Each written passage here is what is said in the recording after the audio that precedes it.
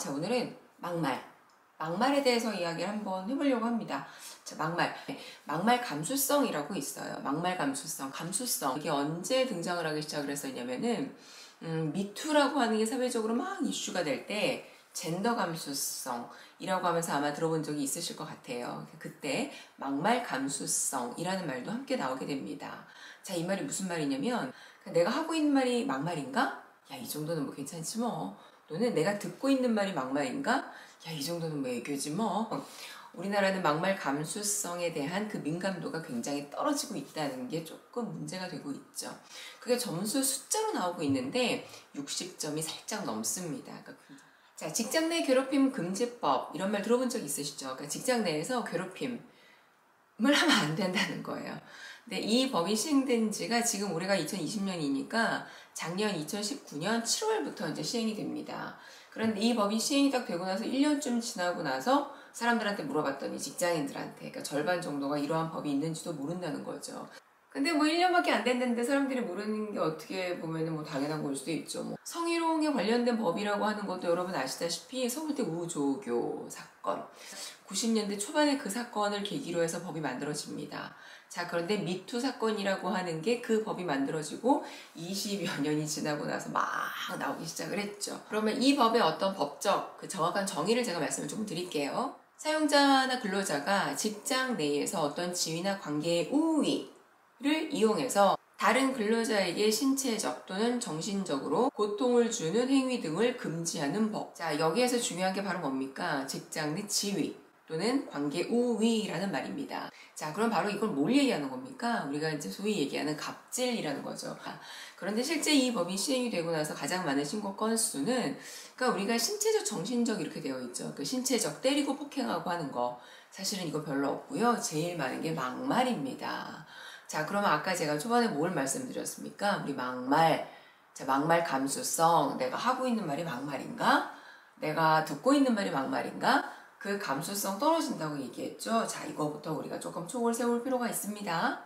근데 막말 들으면 기분 되게 나쁘지 않으세요? 그러니까 나 무시한 것 같고. 그러니까 팩트를 가지고 이야기를 하는 거는 괜찮아요. 우리가 보통 직장 내에서 제가 교육을 할 때 팩트를 가지고 이야기를 해라. 자, 보고서가 있으면 잘못된 걸 이야기를 해라.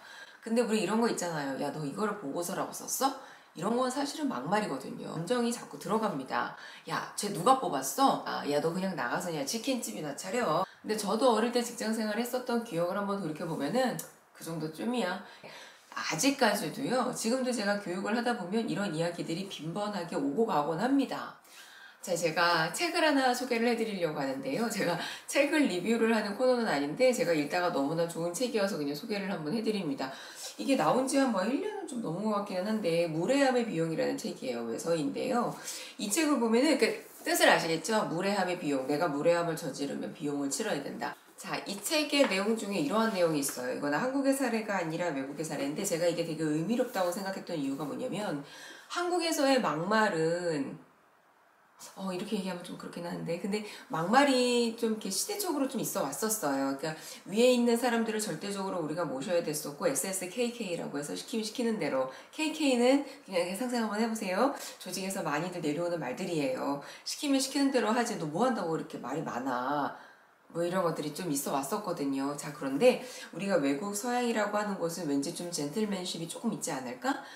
왠지 그쪽에서는 조금 더 매너가 있지 않을까? 이런 것들을 상상을 해왔어요. 그래서 저는 어릴 때 저는 첫 직장이 외국계 회사였었어요. 그래서 제가 외국계 회사에 다닌다고 하니까 많은 사람들이 제일 처음에 얘기했었던 게 뭐냐면 야, 거긴 좀 달라? 조직 문화가 어때? 뭐 이런 것들 조금 더 나은 것들을 기대를 많이 했었죠. 자, 그런데 사실은 똑같았어요. 제일 위에 있는 보스만 외국인일 뿐이지 제 위에 바로 직속 상사는 다 한국인이었기 때문에 똑같았던 거예요. 그런데 우리가 상상했었던 그런 글로벌 기업들도 막말이라고 하는 게 또는 무례함이라고 하는 게 똑같이 있나 봐요. 그래서 이런 조사들이 있습니다. 제가 조금만 몇 개만 읽어드릴게요. 막말 또는 무례함이라고 하는 것들을 당했다라고 하는 그런 노동자들은 48%가 그러니까 막말을 들었던 사람들 48%가 노동력 투입량을 고의로 줄였다. 자, 그리고 47%는 노동에 투여하는 시간을 고의로 단축을 시켰다. 그러니까 일 안 했다는 얘기예요. 그리고 38%가 성과의 품질을 고의로 저하시켰다. 그러니까 성과를 안 냈어요. 그리고 80%가 사건을 걱정하느라고 노동시간을 허비했다. 63%가 가해자를 회피하느라고 노동시간을 허비했다. 저도 옛날에 보면은 저 사람한테 혼났어요. 그리고 그 사람 피하느라고 화장실도 돌아가고요. 식당도 같이 안 가고 싶으니까 이따가 밥 먹고 밥을 안 먹기도 하고 그랬어요. 66%가 실적이 하락했다. 그리고 78%가 조직에 대한 헌신성이 저하했다. 그리고 12%는 무례한 언행을 겪다 못해서 사직을 했다. 안타깝네. 자, 25%가 고객을 상대로 화풀이를 했다. 근데 제가 이 책에서 이렇게 제목들만 봐도 되게 와닿는 것 중에 하나가 제가 한번 보세요. 이렇게 막 밑줄을 쳐가면서 이거 보이세요? 밑줄 쳐가면서 읽었는데 제목이 기가 막힌 게 있어요. 이게 제가 미국 책이잖아요. 이런 말이 있어요. 피도 눈물도 없어야 성공한다? 이거 틀린 말이다. 이런 말. 우리나라도 성공한 사람들을 보면 옛날에 어떤 말 했습니까? 야, 저 정말 독한 사람이야. 그러니까 독해야지 한다는 이상한 생각? 그런 생각들을 했는데, 그러니까 지금은 점점 시대가 좀 변화되고 있는 것 같아요. 옛날에는 카리스마 있는 리더십 이런 거를 선호했을런지는 몰라요. 근데 지금은 조금 부드러운 리더십의 선호가 됩니다. 제가 교육 중에서 저는 주로 뭐 팀장님들 또는 임원분들하고 교육을 많이 하기 때문에 그분들한테 해드리는 내용의 가장 키포인트는 이거예요. 내가 높은 자리에 올라가면 올라갈수록 우리는 객관적인 피드백을 들을 만한 기회가 점점 줄어들어요. 그러니까 리플렉션, 개인적인 스스로의 성찰이 정말 객관적인 성찰이 진짜 중요해요.